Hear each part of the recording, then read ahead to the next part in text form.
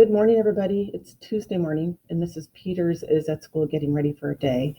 And I wanted to talk to you a little bit more about some work you're going to have, especially for those students who don't see me, the afternoon Zoom group. I want you to, I hope you watch this first thing.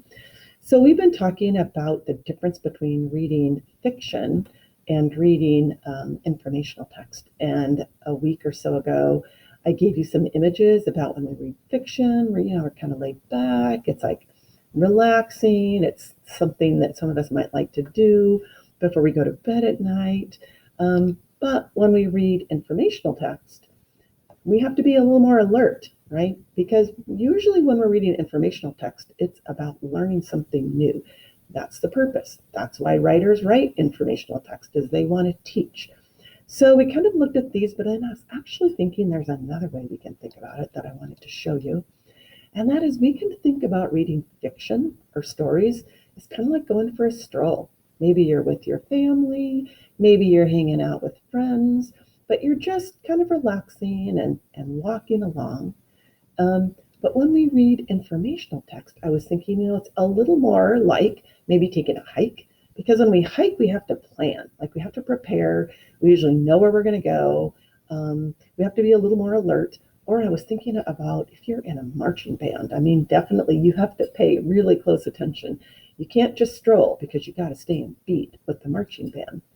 So some things that we've talked about with that is when we read informational text, we want to make sure that we kind of rev up our mind, that we're reading to learn, and that's a little different. So to do that, we can preview. We can look at text features. We can think about what kind of book it is about. We can look at chapter headings. We can look at photographs. The other thing we can do after we kind of preview the book is go, well, and I think we kind of naturally do this, is what do I already know about this topic? So that's one way we get ready. But we're going to talk today and a little more in the next week or so about another important part of reading informational. Now, this says expository, kind of a fancy word for informational text or nonfiction. So we want to learn from that. That's kind of our goal. And as third graders, our text is getting a little more complicated. And one thing that we need to do is really be able to pick out the most important information. Because nonfiction books or informational books are packed with facts, and we can't remember them all. It would make our head explode. And so there's a strategy that readers of informational text use, which is to pause. Like they read some, and then they pause, and they think, okay, what was that about? And they make sure they have it clear in their head. They kind of think about what the most important idea is before they read the next chunk. And so we're going to talk about that and do that a little bit today, but you're also going to get a chance to use a new tool today. And this is why I really wanted to talk to the group that I won't see till this afternoon. And it is an Edpuzzle. And it's something that Mrs. Romine prepared for us. And it's going to help us understand more about what main idea is and trying to figure out main idea. But the cool thing is you're going to listen to some of the video, and then it's going to stop and pause.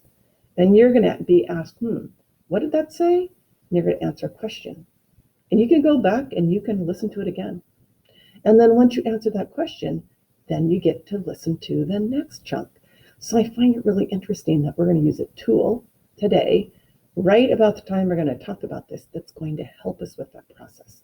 So it's called Edpuzzle, main idea. Mrs. Romine actually put in a little video to help introduce it to you, and I hope it goes well. And I'll look forward to seeing you later today. Thanks for watching.